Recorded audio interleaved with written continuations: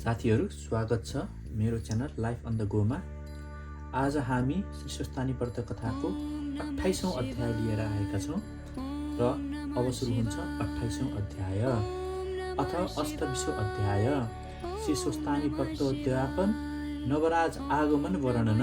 कुमारजी आज्ञा गर्नुहुन्छ, हे अगस्त्य मुनि, आफ्ना घरमा आई आफूलाई उपदेश गर्ने महाशक्तिशाली सप्तऋषिलाई आतिथ्य सत्कार गर्न अति उत्सुक हुँदै ती गोमा हातमा धागोको लरिया लिए टाढामा रहेको चन्द्रज्योति नगरको कुनै एक बरहीका घरमा गएर खुसी हुँदै हतारका साथ भन्न लागिन्, आज मेरा घरमा सप्तऋषि आउनु भएको छ। उहाँहरूलाई खाना दिनका निमित्त मलाई पान चाहिएको हुनाले यो धागोको सट्टा 7 खिल्ली पान देऊ। धागो थोरै भए अरू ल्याएर दिउँला। यो सुनि पानवाला बरहीले भन्यो, हे माता, पान त सकिएको बेला पर्यो, भए जति अघि नै बेचिसके, नपत्याए लो भाँडो नै हेर्नुहोस् भनी छोपिराखेको डालो उगार्यो। तर पानले भरिएको राखेको डालो देखेर बरही आश्चर्यमा पर्दै गोमातिर हेरेर बोल्यो, हे माता, तपाईँलाई छलेर ढाँटे जस्तो भयो। मैले त यसमा भएका सबै पान दिउँसै बेचेर सकेर भाँडो थन्काइसकेको थिएँ। अहिले यत्रो पानको थाक कताबाट आयो? तपाईँले आफ्ना घरमा सप्तऋषि आउनु भएको र उहाँहरूलाई सत्कार गर्नका निम्ति मागेको हुनाले यो आश्चर्य हुन गएको हो भनेर शरम मान्दै तपाईँ धन्य हुनुहुन्छ। मलाई धागो चाहिँदैन, यो 7 खिल्ली पान बनाइदिन्छु। झट्टै लगेर अतिथि ऋषिहरूको सत्कार गर्नुहोस् भनी कथ्या, चुना, ल्वाङ, सुपारी र मिठा मसला लगाई गोमाका हातमा दियो। बरहीबाट पाएको पान लिएर खुसीले आकुल हुँदै गोमा आफ्ना घरमा बल्ल बल्ल आइपुगिन्। हतार गरी भित्र पसेर हेर्दा सप्तऋषिहरूलाई देखिन र ठुलो विस्मातमा परिन्। मेरा जन्म धिक्कार रहेछ, यस्ता पूजनीय सप्तऋषि जस्ता अतिथिलाई आफ्ना हातले पान मात्र भएर दिएर सत्कार गर्न पाइन। यस्तै दुखीका झुप्रामा के बस्नु भनी भन्न आइपुग्दै गएछन् भनेर निकै बेरसम्म अनेक कुरा सोचेर बसिरहन्। त्यति बेला अँध्यारो हुन लागेको थियो। केही बेरपछि कसिङ्गर लगाउन हातमा कुचो लिए बढार्न खोज्दा ऋषिहरू बसेको प्रत्येक आसन मुनि एक एकवटा सुनका कौडी देखिन्। गोमाको अवस्था थाहा पाई आफूले आफ्ना लोकबाट आउँदा ल्याएका ती सुनका कौडी सप्तऋषिले आफ्ना आसन मुनि राखिदिएका थिए। गोमाले सप्तऋषिको अनुग्रह बुझी ती 7वटै सुनका कौडी बेची त्यसै द्रव्यबाट ऋषिहरूका उपदेश बमोजिम श्री स्वस्थानी परमेश्वरीको व्रत गर्ने निश्चय गरिन्। पर्खदै प्रत्येक वर्ष दिन पछि घुमी फिरी आउने पुष शुक्ल पनि आइपुग्यो। पौष शुक्ल चतुर्दशीका दिन हात गोडाका नङ काटे स्नान ध्यान आदि सकी हविष्य भोजन गरी भोलिपल्ट पूर्णिमाका दिनदेखि श्री स्वस्थानी परमेश्वरीको व्रत आरम्भ गरिन्। नित्य मध्याह्न कालमा बालुवाको शिवलिङ्ग र श्री स्वस्थानी परमेश्वरीको पूजा गरिसकेपछि कथा पढ्न लागिन्। कथा सुनिदिने आफू बाहेक अरू कोही नहुनाले आफ्नो ओछ्यान ऐँटो धनुका सम्मुख रही सुनाउन लागिन्। चन्द्रज्योति नगरका छेउछाउबाट पशु चराउन लागेका गोठालाका केटाकेटीहरूले गोमाले एक्लै बोलेको सुनि झुपडीको भित्तो उगारी चियाएर भने, हे माताजी, किन यसरी एक्लै कराइरहनु भएको, के भयो भनी सोधे। तब गोमाले प्रसन्न भएर भनिन्, हे नानी हो, मेरा यी झुपडीमा स्वर्गलोकबाट सप्तऋषि आई श्री स्वस्थानी परमेश्वरीको व्रत गर भनी मलाई आज्ञा गर्नुभएको हुनाले त्यही व्रत गरी उनकै महिमा र कथाको गान भजन र स्मरण गरेकी हुँ। कथा सुनिदिने आफू बाहेक अर्को नभएकाले आफ्नै ओछ्यान ऐँटो चर्खा धनु आदिलाई साउमा राखी सुनाएकी हुँ। गोमाले भनेका यी वचन सुनि ती केटाकेटीहरूले आफूलाई दिउँसोका निम्ति ल्याएको खाजा गोमालाई पनि दिन लागे र सधैँ त्यसै गरी आएर कथा सुनि जो सकेको दुध फलफुल ल्याइदिन लागे।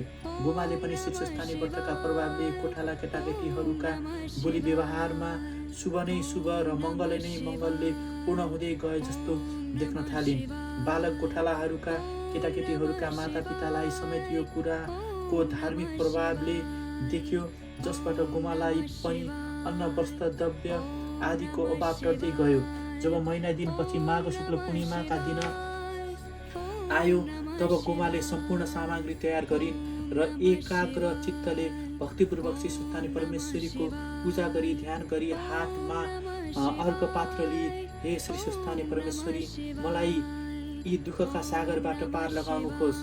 आफ्ना पिताका खोजीमा गएको मेरो पुत्र नवराज चाँडो आइपुगोस्। मेरो बालिका नै अवस्थामा को बखतमा श्री महादेवले भिक्षु रूपमा आएर श्रापबाट छुटकारा गराई मेरो एकमात्र पुत्र नवराजलाई सुखले परिपूर्ण गराइदिनुहोस्। यो लोकमा अनि परलोकमा तपाईँको भक्ति आस्था मेरो हृदयमा नटुटोस्। हे जगदीश्वर, यो ब्रह्माण्डको सृष्टि स्थिति र संहारकर्ता भएकी ब्रह्मा विष्णु महेश्वर स्वरूपिणी शक्ति आदि र अन्त्यले रहित भएकी यस्ती तपाईँलाई कोटि कोटि नमस्कार छ। हे महेश्वरी, तपाईँका महिमाको वर्णन गर्न शेषनाग र सरस्वतीले पनि सकेका छैनन् भने म कसरी सकुली? जानेर वा नजानेर मैले तपाईँको जस्तो स्तुति र पूजा गरेँ तापनि मबाट सन्तुष्ट भइदिनुहोस् भनेर श्रद्धा भक्तिका साथ नम्र भएर अर्घ चढाइन्। त्यसपछि दण्डवत प्रणाम गरेर चढाइएका प्रसाद झिकिन।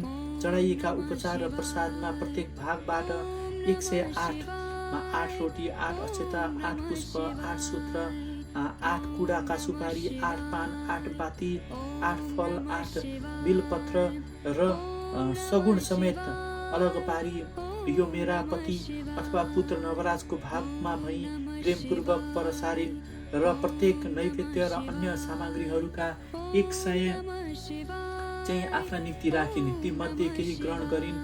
प्रसाद ग्रहण गरिसकेपछि त्यो रात्रिमा भजन कीर्तन नाचगान र कथा पढी जागरात बसिन्। रात निकै बितेको थियो। बाहिरबाट माताजी भनी बोलाएको आफ्नै पुत्र नवराजको जस्तो स्वर सुनिन् र शिशुस्थानी परमेश्वरीका कृपाले मेरो पुत्र आइपुगेछ भनी गोमा माता उठेर हतार हतार बाहिर आइन्। नवराजलाई देखेर हँसायो झार्दै छोरालाई हातमा समातेर भित्र लगिन्। छोरालाई आसनमा बसाएर बडो प्रेमसित छोराको शिर सुमसुम्याउँदै सोध्न थालिन्, हे पुत्र, तिमीलाई सन्चै छ? अनि पिताको खबर कतै पाइयो कि के भयो? यतिका दिन कहाँ गयो? आमाका प्रश्न सुनिसकेपछि नवराजले पनि घरबाट हिँडेका दिनदेखि सबै वृत्तान्त सुनाए। आफ्ना स्वामीको निधन भएको कुरा सुन्दा गोमालाई ठुलो पीर पर्यो। उनले आफ्ना निधारमा हात बजार्दै अनेकौं बिलौना गर्न लागिन्।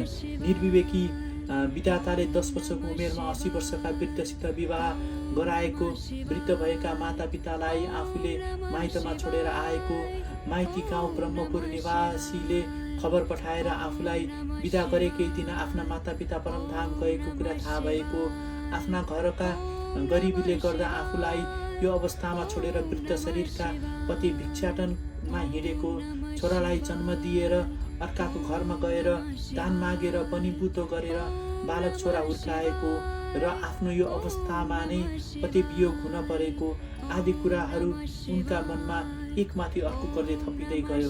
हे स्वामी, भिक्षाटनमा जान्छु, हामीले गर्ने जातक छैती न्वारन आदिका निम्ति र सुत्केरीलाई खुवाउने पियाउने धन लिएर आउँछु भनी जानुभएको थियो। मलाई एक्लो पारेर अहिले कहाँ जानुभयो? हे नाथ, हजुर बिना मेरो प्राण कसरी रहला? यहाँ मलाई छोडेर त्यस्ता बिरान ठाउँमा एकान्तमा गएर रुखबाट झरेर देवसान भयो, त्यो बेला कति कष्ट भयो होला।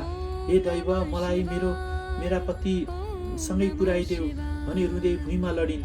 आमाको त्यो अवस्थादेखि नवराजले धैर्य भएर भन्न लागे, हे माता, संसार असार छ, यो सार रहित छ। यहाँ जन्मिएपछि मृत्यु निश्चित छ। यसो हुँदा शोक गर्नु व्यर्थ छ। आदि धेरै वेद पुराण शास्त्र आश्रम धर्म ज्ञान वैराग्य आदिका धेरै प्रमाणहरू सहित देहको अनित्यता सुख दुःख यो लोक परलोकका कुराहरू बुझाएर आमाको शोक शान्त गराए। निकै दिन बितेर गए तापनि गोमाले पुत्रबाट ज्ञान आर्जन लिएपछि एकछिन जस्तो मात्र भयो। गोमा सचेत भई सकेर हेर्दा पूजा स्थल पनि जस्ताको तस्तै देखियो। दियो बलिरहेको र धूपको बासना चलिरहेको, चढाइएका फुलहरू पनि नओलाइएका र प्रसाद पनि ताजाको ताजै रह्यो। गोमाको होस ज्ञान आइसक्दा नवराज अघि जस्तै छेउमा बसेर सोध्दै थिए, अनि आमा, आजसम्म तपाईँले के खाएर रहनुभयो? यो आधा रातसम्म किन बस्नु भएको? यहाँ फुल देख्छु, फल देख्छु, धूपको बासना छ, प्रसाद चढाइएका छन्, यो कसको पूजा गरेको अथवा यो के हो? आफ्ना पुत्र नवराजको बोली सुनि गोमाले अलिक आँखा उगारेर नवराज घरबाट गएको देखि भएका सबै वृत्तान्त सुनाइन् र भनिन्, हे छोरा, तिमी थाकेर आयो होला, कति भोक लागिरहेको होला। यहाँ मैले श्री सत्तानी परमेश्वरीको प्रसाद राखिदिएको छु, खाऊ भनी सबै 8-8का पदार्थहरू नियमअनुसार दिइन्। नवराजले प्रसाद खाइसकेपछि गोमाले भनिन्, हे पुत्र, बुहारी चन्द्रावती माइत गएपछि तिमीलाई सम्झिएर दुःखका दिन बिताइरहेकी थिएँ। जगन्माता पार्वतीको आज्ञा लिई आउनु भएका सप्तऋषिका उपदेशले श्री स्वस्थानी परमेश्वरीको व्रत र पूजा गरे, जसका कृपाद्वारा मैले धेरै दिनपछि आफ्नो छोरा देख्न पाएँ। उनको महिमा अत्यन्त ठुलो रहेछ। यस लोकका सुख सम्पत्ति पाई परलोकमा मोक्ष पनि मिल्ने रहेछ भनी सप्तऋषिले दिएको उपदेश अनुसार श्री सत्तानी परमेश्वरीको ध्यान, पूजा विधि र महिमाका कथा पनि नवराजलाई सुनाइन्। यसरी जाग्रत रहँदा समय बितेको पत्तै नभई भुइँमा उज्यालो खस्यो। त्यो दिन प्रदेशबाट नवराज घर आइपुगेको एक पक्ष बितिसकेको थियो। शोक सागरमा डुबेकी आमालाई नवराजले धेरै वेद, पुराण र धर्मका शास्त्रका सुनाएर सान्त्वना दिइरहेका थिए। नवराजले भने, माताजी, तपाईँ धन्य हुनुहुन्छ। परम महिलाले युक्त भएकी श्री सत्तानी परमेश्वरीको व्रत र पूजा गर्नुभयो। मलाई साह्रै सन्तोष लागेको छ। अब म गङ्गाजीमा पुगेर स्नान गरी आउनेछु भनी फेर्ने वस्त्र बोकेर स्नान गर्न हिँडे। गोमाले पनि पूजा भरिएका फुलपाती र लिङ्गो लगी विधिवत गङ्गामा विसर्जन गराइन्। गङ्गातीरमा पुगी स्नान, सन्ध्या, तर्पण, सूर्यास्तपादन आदि नित्य कर्म सकेर नवराजले हरिहर भगवानको पूजा र उपासना पनि गरे। सन्तुष्ट भएका हरिहरले गङ्गाजीबाट प्रत्यक्ष रूपमा निस्किएर नवराजलाई दर्शन दिएपछि यो बाणी आज्ञा भए, हे नवराज, तिम्री माता गोमाले गर्नुभएको श्री सत्तानी व्रतका अनुष्ठानले हामी सन्तोष भयौँ। यसबाट गङ्गाका दक्षिण भागमा एउटा लावण्य नाम गरेको देश छ। त्यस बखत यहाँ कुनै पनि राजा छैनन्। त्यहाँका मन्त्रीहरू, सन्त, महन्त, विद्वान, बुद्धिजीवी र सबै देशभक्त प्रजाहरू मिलेर एरावतका उत्तम वंशबाट छानिएको एउटा विशेष बुद्धिमान हात्तीलाई शुभ साहित्यमा सुवर्ण कलश र कुसुममाला री राजा रोज्न भनी पठाउने भएका छन्। अब तिमी त्यो लावण्य देश जाऊ, हामी गएर त्यो राज हस्तीमा प्रवेश गर्छौँ र तिमीलाई त्यो सुवर्ण कलशका जलले अभिषेक गरी कुसुममाला पनि तिम्रा गलामा पहिराइदिनेछौ र तिमी त्यहाँका राजा हुनेछौ। यो तिमी माथि प्राप्त भएको जुन कृपा हो, तिम्री माता गोमाको सत्कर्म र श्री सत्तानी परमेश्वरीको व्रतको प्रत्यक्ष वरदान हो भन्ने बुझ भनी आज्ञा भयो। हरिहर भगवानको त्यस्तो बाणी सुनेर प्रसन्न भएर भक्ति र धैर्यका साथ दुवै हात जोडी नवराजले स्तुति गरे। योता शङ्ख कपाल भुजिता करो, माला स्थमाला धरौ, देवौ द्वावर पति शमशान निलयौ, नागारी गौ बहानौ, दिक्त्रक्षौ बलिदक्ष यज्ञ मथनौ, मेधाद्रिराज प्रभो पापमे हरते सदा हरि हरौ, श्री शैलज्जा वल्लभौ, यह वेदौ वेद वेदानो नौ विष्णुर्वा वेदानवर्गस्य नवौ वाणी, न ते सबं माचस्त्य कल्पस्य बुद्धि यथार्थवाद अवै वेदै को विश्वनामथम। एउटै स्वरूप भएका हे हरिहर, हे विष्णु, हे शङ्कर, आफ्ना आफ्ना हातमा शङ्ख र नरमुण्ड लिएका वनमाला र अस्थिमालाले वक्षस्थलमा शोभा पाएका द्वारका धाम र महाशमशान वास गर्ने गरुण वाहन र वृष वाहन छ, जसको जो 2 नेत्र र 3 नेत्रले युक्त हुनुहुन्छ। बलिराजा र दक्ष प्रजापतिको यज्ञ जसका बाट महन्त भयो। मेघ चाहिँ श्याम वर्णको र पर्वतराज हिमालयको जस्तो ज्योति जसको छ, जो लक्ष्मीका अनि जो पार्वतीजीका प्रिय हुनुहुन्छ। हे दिव्य देव, हे हरि, हे हर, मेरा पाप पुञ्जलाई सदाका निम्ति हरण गरिदिनुहोस्। हे विश्वनाथ, हे देवेश, हजुरका महिमालाई न वेदले जान्दछ, न विष्णुले जान्दछ, न ब्रह्माले जान्दछ, न ऋषिहरूले जान्दछन्, न सरस्वतीले जान्दछिन् भने म चाहिँ अल्प बुद्धि हुनाले हजुरको यथार्थ महिमालाई कसरी जानुला। म अनाथमाथि कृपा गरी दर्शन दिनुहोस्। म धन्य रहनेछु। सहनशीला, सदाचारिणी, धैर्य र पतिभक्ति परायण माताका गर्भमा बास गरी मैले जन्म लिएको सार्थक हुन गयो। हे भक्तका पालक, दुष्कर्मीको नाश गराई सत्कर्मीका कष्टहरण गर्ने, विश्व ब्रह्माण्डको सृष्टि स्थिति र संहार गर्ने, पाप र पुण्यका साक्षी हे प्रभु, हजुरहरूमा मेरो कोटि कोटि नमस्कार छ। हजुरहरूका महिमा गान गर्न चतुर्मुख ब्रह्मा र सहस्त्री शेषनागले पनि सक्दैनन् भने अरू कसले सक्ला। हे भुवनपति, हे हरिहर, मेरा हृदयमा हजुरहरूको भक्ति निश्चल भइरहोस्। यसरी नवराजले गरेको स्तुति सुनेर तथास्तु भनी भगवान हरिहर गङ्गाका मध्यभागमा नै अन्तर्ध्यान हुनुभयो। हे अगस्त्यमुनि, श्रीहरिको दर्शन प्राप्त गरेका नवराज पनि सूर्यको जस्तो तेज लिई घरमा गए। आफ्ना छोरालाई देखेर आश्चर्यमा परेकी गोमाले सोधिन्, हे पुत्र, आज तिमीलाई किन मैले अत्यन्त तेजवान देखेकी रहेछु? कतै मनता त्यस्तो भएको होइन कि साँच्ची नै मेरा छोराले कुनै तेज प्राप्त गरेको हो? आज त म आफ्ना छोरालाई स्वर्गका राजा इन्द्रभन्दा पनि सुन्दर देख्दैछु। आफ्नी आमाको यी वचन सुनि आफू एक बिहानै उठी गङ्गा नुहाउन गएको र उहाँ विष्णु र शिवको एकै रूप श्री हरिहर भगवानले प्रत्यक्ष दर्शन पाएको कुरा बताए। भगवान हरिहरबाट आफूलाई लावण देशको राजा हुने वरदान समेत पाएको शुभ कार्य पनि आफ्नी आमालाई प्रेमले गदगद हुँदै नवराजले सुनाए। हे माता, तपाईँका सत्कर्म र पुण्यका प्रभावले नै मैले यस्तो वरदान पाउन सकेको हुँ भनी आफ्नी आमाका मुखमण्डलमा प्रसन्न हुँदै नवराजले हेरे। त्यो देखेर झन खुसी हुँदै गोमाले भनिन्, हे पुत्र, हरिहर भगवानका कृपाले लावण देशको राजा भएर प्रजाहरूको प्यारो भएस् भनी आफ्नो दाहिने हात पुत्र नवराजका शिरमा राखी प्रेमासु झार्दै आशिष दिइन्। नवराज पनि शीर्षस्थानी परमेश्वरीको रूपलाई मनमा लिएर आफ्नी आमाका दुवै चरणमा शिर राखी ढोगेर लावण देशतिर लागे। बाटोमा पर्ने तुलसीको मठ, बरपिपल मन्दिर, साधु सन्त, वृद्ध बालक गौ आदिलाई दायाँ पार्दै ठोक्दै मनमनमा देवी देवताको नाम सम्झँदै नवराज लावण देश पुगे। कुमारजी आज्ञा गर्नुहुन्छ। हे अगस्त्यमुनि, आफ्ना पुत्रले लावण देशतर्फ प्रस्थान गरिसकेपछि गोमाले चन्द्रज्योति नगरका पुराना इष्टमित्र र यज्ञ महाजनलाई भेटेर यो शुभ समाचार सुनाउँदै भनिन्, हे इष्टमित्र, हे यज्ञमान वृन्द, तपाईँहरूले मेरो हेरचाह र रक्षा गर्दै आउनुभयो।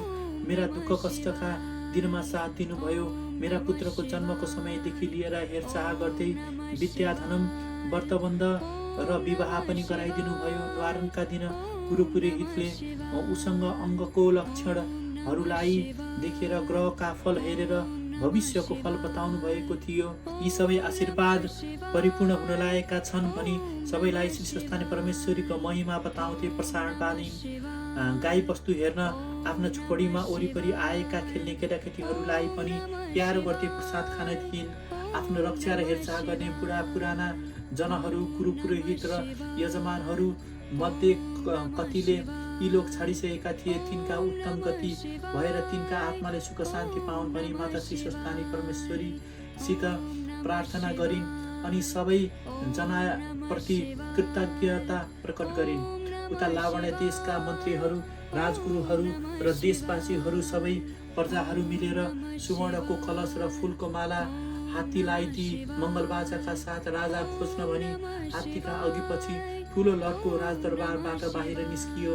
नाना श्रृङ्गारले सुसज्जित भएको आफ्नो सुण र दारामा सुनको कलश र फूलको माला लिएर हात्तीका अघिपछि लोकपालहरू पनि आफू राजा हुने आशा लिए राम्रा वस्त्र अलङ्कार पहिरी हिँड्न लागे। त्यसै बेला गुमा पुत्र नवराज पनि त्यहाँ पुगेर हात्ती आउँदै गरेको देखि एउटा दोबाटोमा एक किनारमा लाम लाग्नेहरूको छेउमा बसे।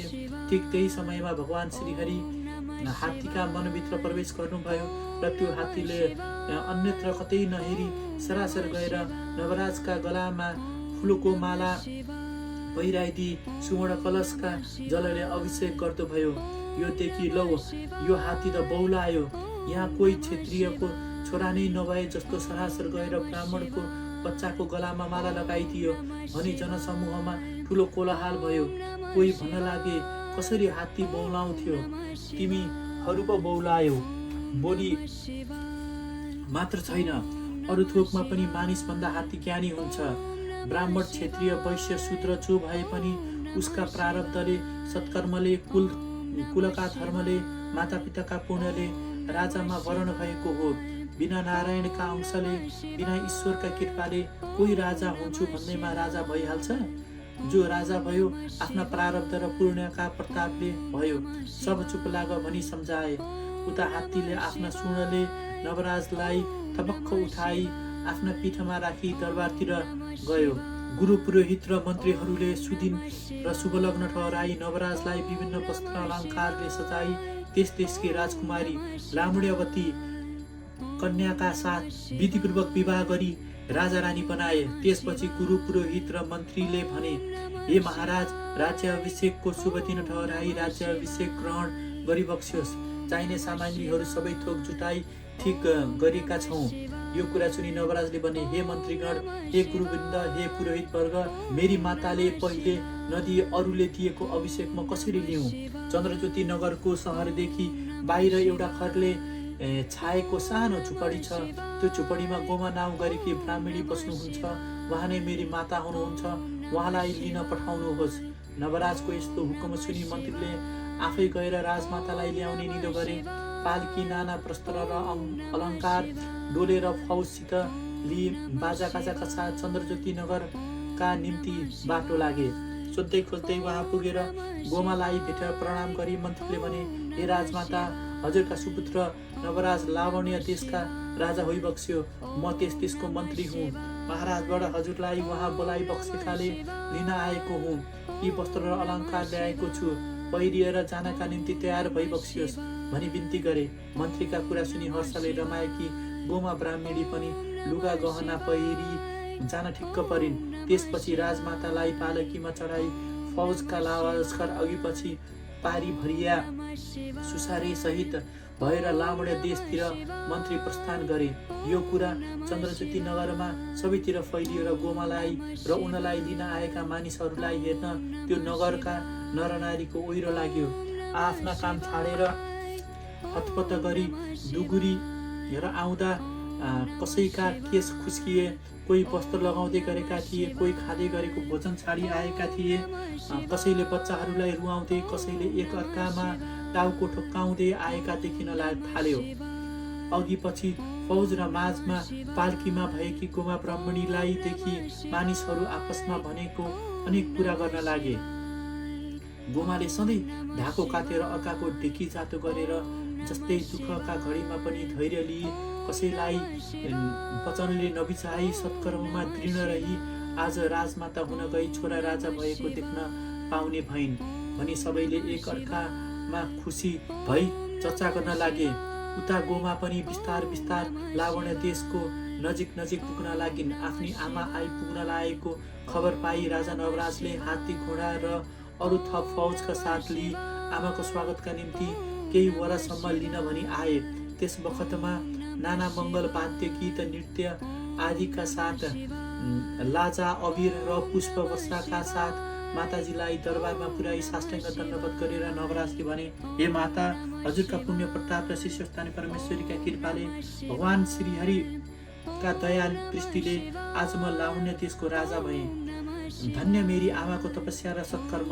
हजुर जस्तै पुण्यकृति माताका पवित्र कुखमा बास गरेका छोराछोरीको भाग्य अवश्य नै महान हुनेछ।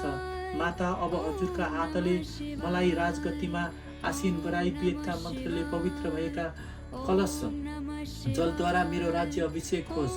छोराका वचनलाई सुनि श्री सुस्तानी परमेश्वरीको स्वरूपलाई आफ्ना हृदयमा लिई गुरु पुरोहितद्वारा ठहराइएका सुदिन र शुभ मुहुर्तमा सुवर्णमय सिंहासनमा बसाली राजा रानी नवराज र लावण्यवतीको गोमाले विधिपूर्वक राज्य अभिषेक दिइन्। त्यसपछि राजा रानीद्वारा गुरु पुरोहितलाई भोजन दक्षिणा र गरिबहरूलाई अन्न वस्त्रद्वारा सम्पूर्ण सन्तुष्ट गराई सारा राज्यभरिका असहाय र अनाथहरूमा समेत अन्न वस्त्र बाँडी देशैभर नै उत्सव मनाउने हुकुम गरियो। यदि श्री स्कन्द पुराणे केदारखण्डे माघ महात्म्य कुमार अवस्थे संवादे श्री स्वस्थानी व्रत कथाया श्री स्वस्थानी वर प्राप्ति नवराज गृहामगन वर्णन नाम अष्टविंशो अध्याय। र यसरी आज 28औं अध्यायको समाप्ति हुन्छ। यदि तपाईँहरूलाई प्रिय स्वस्थानी व्रत कथाको वाचन मन परिरहेको छ भने कृपया कमेन्टमा ओम नमः शिवाय लेख्नुहोला। ओम नमः शिवाय।